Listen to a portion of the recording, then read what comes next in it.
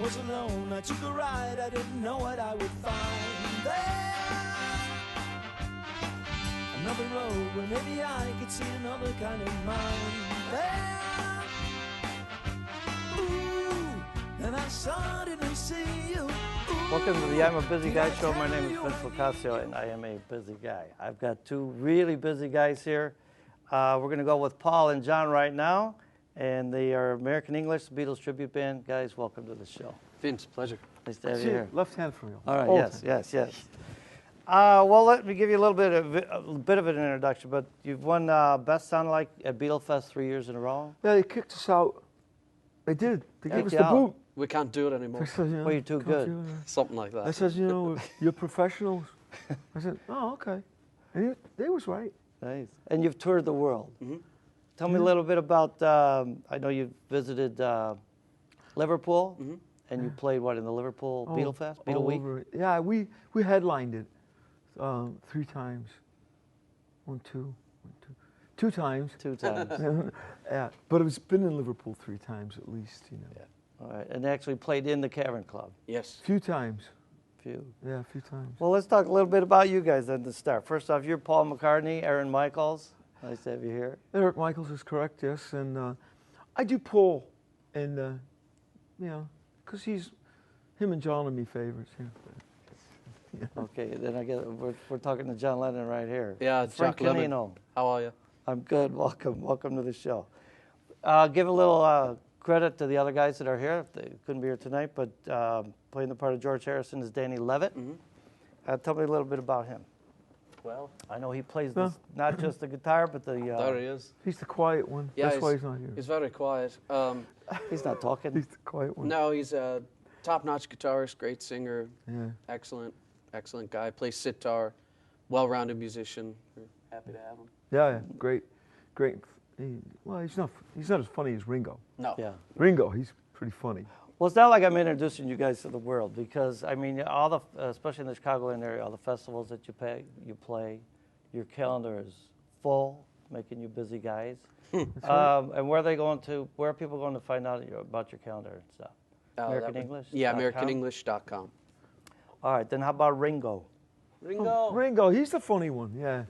He's a character all the time. He's got something to say. He's always got something to say. So we should slip back into the English accent. Tom Gable. That's Tommy Gable. Yeah. Tommy, yeah. There was a quote by the, I guess the owner or whoever runs the Cavern Club now said Ringo's the best. Oh, yeah. Tom's the best Ringo he's ever they heard. He's the loved best his he's voice. ever heard. Yeah. And tell me about, and he is a great drummer, obviously, Yeah. by the way. Yeah. You know, which Ringo was. I think one of the favorite stories I had heard about Ringo, somebody asked him on a talk show, something like this show. They said, who do you think is the greatest drummer ever? And without missing a beat, he said, of course I am. I'm the drummer for the Beatles, right? Right. That says a lot, you know. Yeah. It says a lot. And what about our George Martin guy, Ken Zemanek? Tell me a little bit about him and what he does. Well, Kenny is just an amazing person because he's like a sculptor. You know, he does like sound sculpturing. He creates the sounds that we use. You know, he doesn't, sample things and stuff. He actually gets in, works on it, knows how to control wave stuff, all that. You know, I don't know how to talk that talk, but he technically knows that stuff because he worked for like Roland and Korg for 23 years, designed stuff for them when synthesizers. That's easy for you to say. Synthesizers, yeah. You know, I still can't get that synthesizer, piano. Yeah. But he really does a great job. In fact, when he was up to see Paul McCartney, when they were in town, it was about 12 years ago, he was with Wix, his keyboard player, and he was showing him the sounds that he created for "Got to Get You Into My Life," and he said, Wix actually said, he says, you've got to give them to me. I'd like to nick those sounds, He says, because it's actually better than mine. Well, I tell you, you guys reproduced note for note up on the stage. I was fortunate to see you a couple weeks ago. It's hard work, Sure it is. For you. Everybody That was be doing Irish. it, yeah. Otherwise, everyone. Well, here's a question I've been waiting to ask you. Were you guys alive in 1964? I don't think so. Huh? 1964. No, he wasn't. I wasn't. I'm not going to say, but he wasn't. Well, then, okay, obviously you weren't, but what was your, what brought you to the Beatles? And obviously you have a love for them if you're going to mimic them and play them note for note? For me, it was probably my parents. They grew up more with like Elvis and Johnny Cash, so I listened to a lot of that growing up. And from there, I found the Beatles and Zeppelin and the Stones and et cetera, et cetera, et cetera. But I sort of started late, but I started with, like a lot of people, with Elvis and 50s music, and then gravitated to 60s music. And I said, this is pretty cool. And I just stayed there. I just love it. Do a great job of it. And what about you, Polly? Well, it was this, I found this guitar. I said, I gotta make some use of it. No, actually, it was. You're walking down the road one day, right? There happened to be a half bass. The Beatles, I've heard them my whole life, almost, not quite, but, I fell in love with it, the first song. I heard a friend of mine said, "Hey, why don't you listen to this?" And I said, "Oh, that's great. What is that?" She said, "That's the Beatles." I go, "Great." I said, "I got to do that, because I was already playing the bass guitar." I was going to ask. So you I was were already a playing a little musician? bit. And Yeah, I was. I grew up as a musician. That's what I have done. My dad was a musician, so he suckered me into it. Most people, obviously, the people that were around when it happened, anybody that was in a band or all the way to the top would say, once they saw the Beatles, I had to learn how to play the guitar. Mm-hmm. So for you guys, it's kind of different that you were younger and to hear about them after the fact. Well, he was younger, but at any rate, I was almost as younger, but not quite. I mean, talk about influential. Decades. When I put just the word Beatles in for Google, there's 222 million references. Mm-hmm. Of course. Of which you guys are probably maybe 3 million. Well. No, there's quite a bit of information Wow. online about you guys as far as YouTube and all that. There's even Beatles college courses out now. So we've played for teachers who do that just recently over at Wright College. They've got classes there? History teacher, and then part of the history I have class to show is the these up Beatles. real quick. This is what they're teaching their kids in school today. Well, it's a lot better than some things they could be teaching. Yeah. So, let's move on a bit about Sam Leach. Tell me about Sam. Sam Leach was actually the Beatles promoter. He was the first real manager of the Beatles. I mean, really. Then there was Alan White after that, but Sam, and then there was, of course, Brian Epstein, and intermixed in between the three of those guys. Oh, I've heard that. Sam Leach was like really personal friends in a major way with them. He's got some great incriminating pictures. Oh, really? Yeah. Then we'll see later. We won't go into it, but it was some great stuff, and he booked them too. He actually booked. They would call Sam, we've got Sunday opening, and can you give us something? And he'd go, all right, Paul. He'd do it, and they used to call him Leachy. That was his nickname, and he lets us call him Leachy. So that's a great honor, because he was the first inductee into the Liverpool Hall of Fame about 3.5 years ago, before anybody, before the Beatles. Well, he wrote a the book. Mersey Beat, but the Mersey Movement. Mm-hmm. Oh, he was what he's it. credited with? John Lennon said, he was. Yeah, he was the heartbeat, I think. The heartbeat of Liverpool was Sam Leach.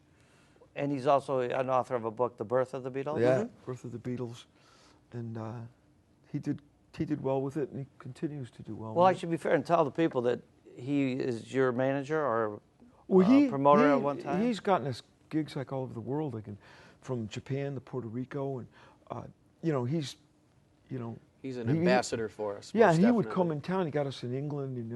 He was the first guy to bring us to England, and that was when, it was like, What was Beatles. it like to be? I mean, because you recorded in Abbey Road Studios.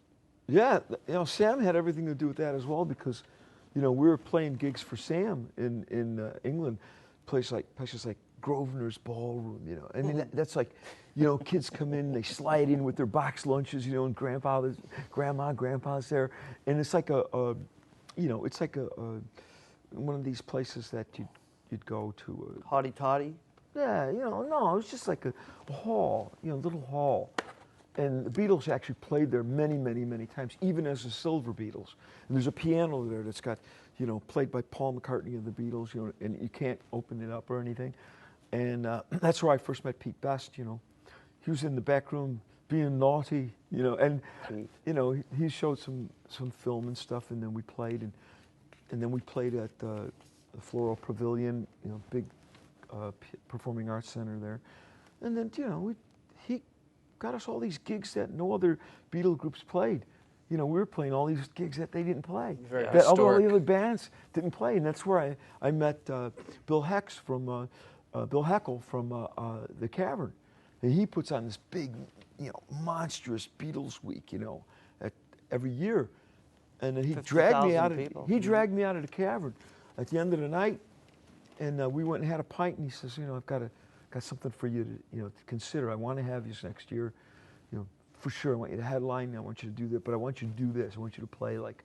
They said, what if the Beatles stayed together in 1971? So we said, oh, okay. So he emailed us like a gazillion songs to pick from, you know, and we picked up, you know, some pretty cool songs like Monkberry Moon Delight and One of my Love favorites. and stuff like that. Yeah. Well, maybe someday. What did he do? He just came out with a thing, a reissue of Ram. Yeah. He did. We're gonna do a reissue of What If. Yeah, We're gonna reissue What If it. Volume 2. Volume What If, 2. yeah. Yeah. Well, let's talk. I mean, I mentioned earlier about note for note. What kind of studying do you do? You're studying videos. I mean, obviously audio and sound and all that. But We study the song, then we study each other, then we beat each other up.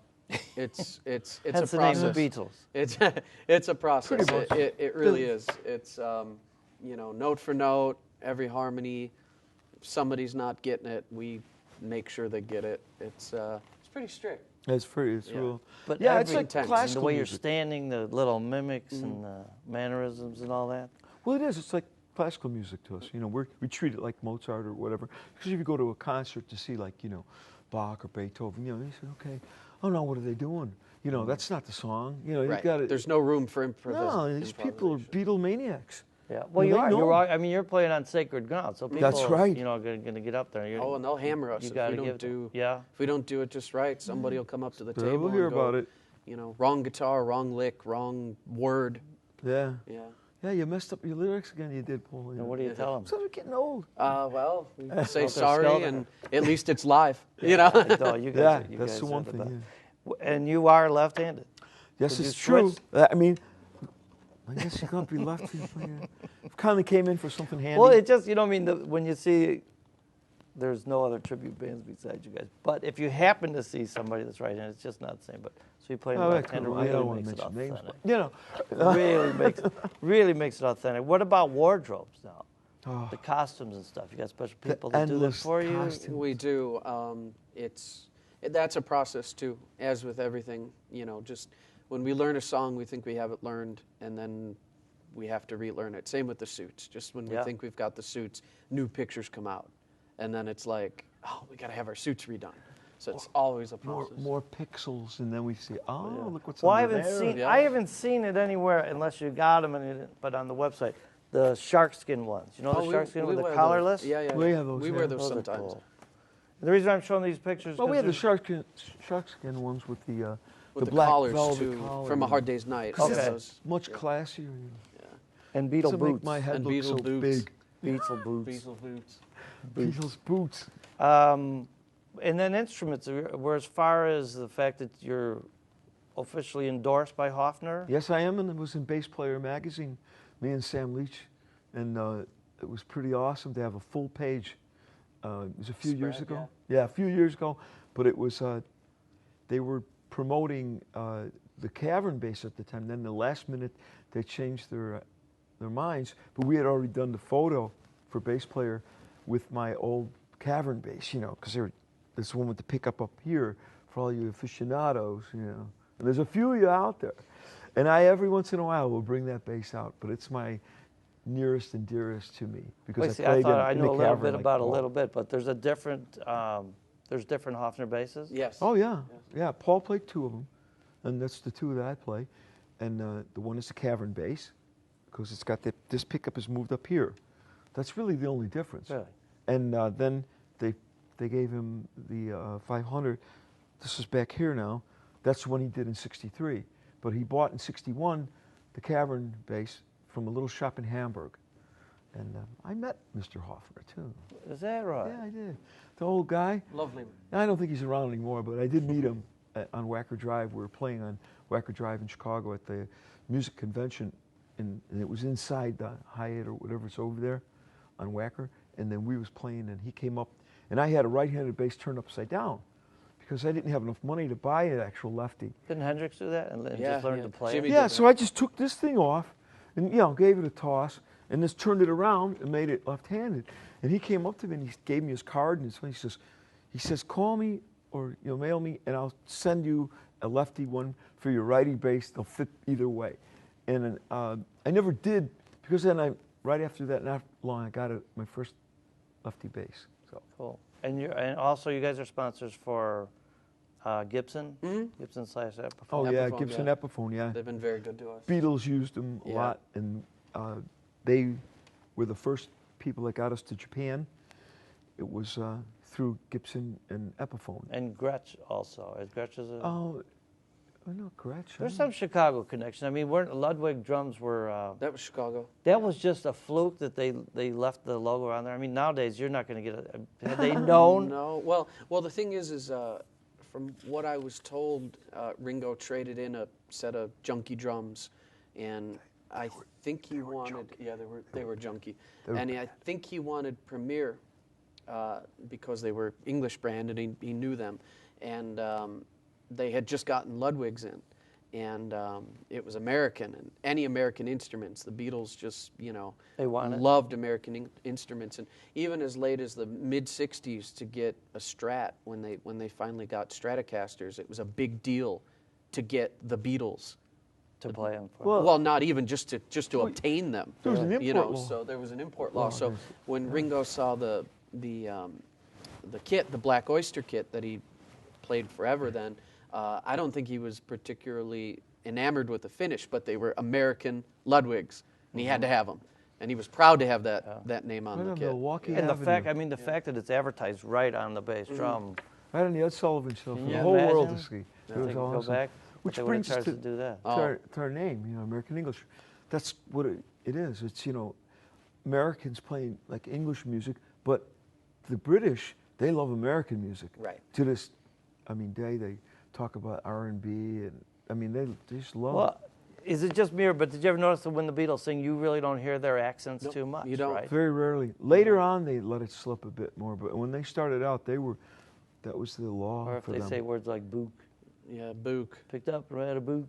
Go write a book. Give us a book. There's a book called, I don't know if you must have seen it, obviously you guys, but it's called Beatle Gear by Andy Book, Oh, yeah. which is Yeah. pretty cool. It's a very cool book.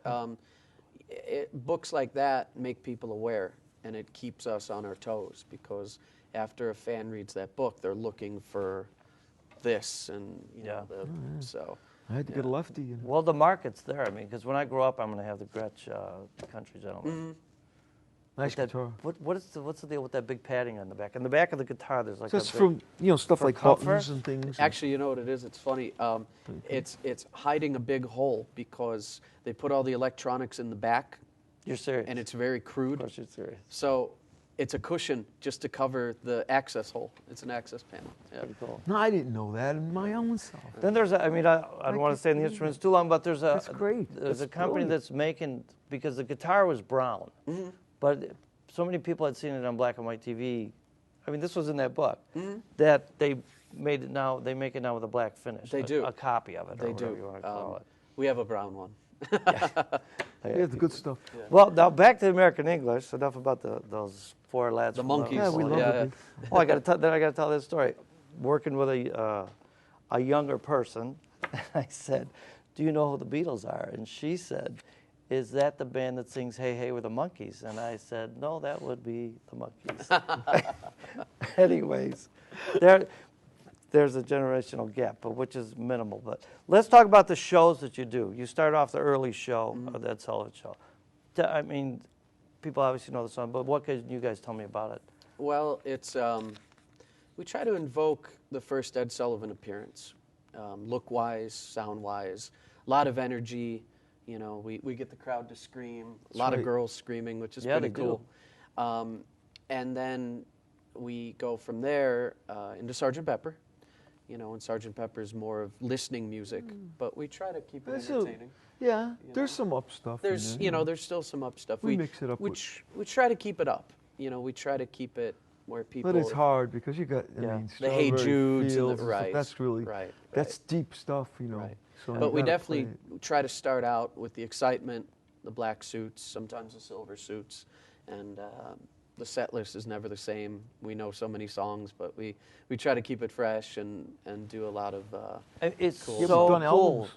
whole Yeah, albums that was going to sometimes. ask you that. Yeah. Which, as real Beatle fans, you get to know, you memorize an album of what song is going to come right after the next one. You know what I mean? Right. Yeah, exactly. Like with this. iTunes now, people are buying one song at a time. Mm.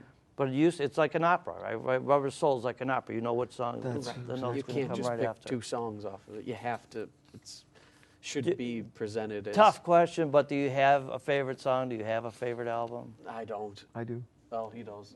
What is it? Kelsey does. You're Golden gonna share? Slumbers, Abbey Road. Yeah, the album, yeah. The whole album and Golden Slumbers is my favorite from that whole Abbey collection. Road, it sat on my turntable like for a whole summer. Oh wow. Wow. We Yeah. just did the whole album. Yeah, Yes. we It's the performed toughest thing we've ever done, I think. it three times this year Yeah. at art centers in New Jersey and in That's got to be a tough one. huh? Florida and in It- Chicago. Ken really gets his Crystal Lake. Yeah. Kenny gets a workout. It was I think for me personally the toughest thing that I've ever had to do, but Difficult, we loved it. Yeah, it was And the people great. loved It We was, even had Yoko on that right? stage sitting next to me Really? the yeah, whole if time. you go on our yeah. website, AmericanEnglish.com, That you was could a see plug for there's you. a few photos on there from that concert at the Rouse Center in Crystal Lake, which we're going to play Pepper. the March. Yeah, we're going to do the whole Whole Sgt. Sgt. Pepper Pepper. album from beginning to end. Well, I should shout out, I mean, again, that to go to AmericanEnglish.com. Mm-hmm. You got a full, and you have a phenomenal website. Oh, thank you. I mean, everything is there. Thanks, Glenn. There's clips, there's everything you need to know about American English. But the authenticity, is that a correct word? Authenticity? It is today. The realism of your show is phenomenal because there's kids, there's their parents, and you can see that there's their grandparents. Oh, yeah. And they all know the songs, you know what I mean? It's just a great experience, especially for people that always, you know, obviously are never going to get a chance to see the Beatles. Right. And weren't around when they were out, but so to see you guys is just great. No, that's what I think is a great thing. It's multi-generational. It's the most universal music in the world. It is. Because every country we go to, right? It breaks language barriers. It It doesn't does. matter what language it is. Phonetically, they know the songs. They know how to sing every yeah. one of them. The Japanese, I mean, I remember the guy coming up to me and he goes, I said, oh no, you play, people clap, you know. I said, oh yeah, okay, great, you know. I mean, and this is and I said, well, encore? He goes, no encore, no encore. No? I said, sure? He goes, yeah, no encore. Okay. And then we went up and we played, and then we ended pretty big, you know. It was a big ending, revolution, it's just like rocking. And then we left, and I just waited backstage, and he came back, he goes, no, you do encore now. Okay. I said, cool. I kind of felt that one coming. And I just didn't want to say nothing because you don't want to offend wanna these tell people. You know, Yeah. you know. Where'd they were- get in trouble? The Beatles got in trouble in the Philippines? The Philippines, for yeah. offending? We was close to the Philippines in Yeah. Guam.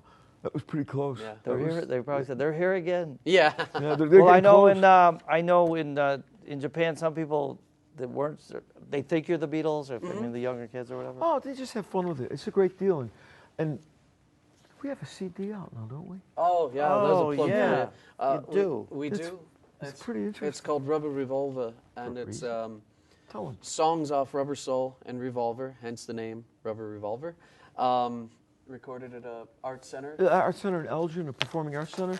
Well- And we did the first set was Rubber Soul, and then chronologically, we went for the second set. We did all of Revolver. So the first set was all of Rubber Soul, including Danny playing the sitar, Sitar a and real all, sitar with a All microphone. right, I'm a on busy it. guy. I'm going to interrupt you, and I'm going to ask you to play a song. How's that? Yeah, okay. All right. Well, then that'll be my pleasure. All right, let's do it then. 1, 2, 3, 4. You say you will love me if I have to go. You'll be thinking of somehow I will know. Someday when we're lonely, wishing you weren't so far away, then we will remember things we said today. You say you'll be mine, girl, till the end of time. These days such a kind girl, you seem so hard to find. Someday when we're dreaming, deep in love, not a lot to say, then we will remember things we said today. Now me, I'm just a lucky kind, love to hear you say that love is love. And though we may be blind, love is here to stay, and that's enough to make you mine, girl. Be the only one. You stay such a kind girl, seems so hard to find. Someday when we're dreaming, deep in love, not a lot to say, then I will remember things we said today. Now me, I'm just a lucky kind, I love to hear you say that love is love. And though we may be kind, love is here to stay, and that's enough to make you mine, girl. Be the only one. Love you all the time, girl. We'll go on and on. Someday when we're dreaming, deep in love, not a lot to say, and I will remember things we said today.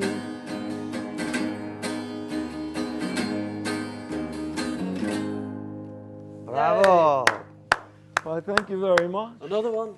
Yeah, but here, I want to give you guys some cannolis. Oh, Oh can my have them later. goodness, cannolis. And thanks for being on the show. cheers. Thanks, Vince. All right. Thank you very much. All right. Appreciate it. Thank you. Cannolis. I got every reason on earth to be mad, 'cause I've just lost the only girl I had. If I could get my way, I'd bring myself back up to date, but I can't, so I cry instead. Can't believe that. I got a chip on my shoulder that's bigger than my feet,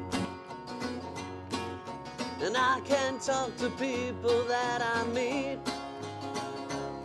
If I could see her now, try to make you sad somehow, but I can't, so I cry instead.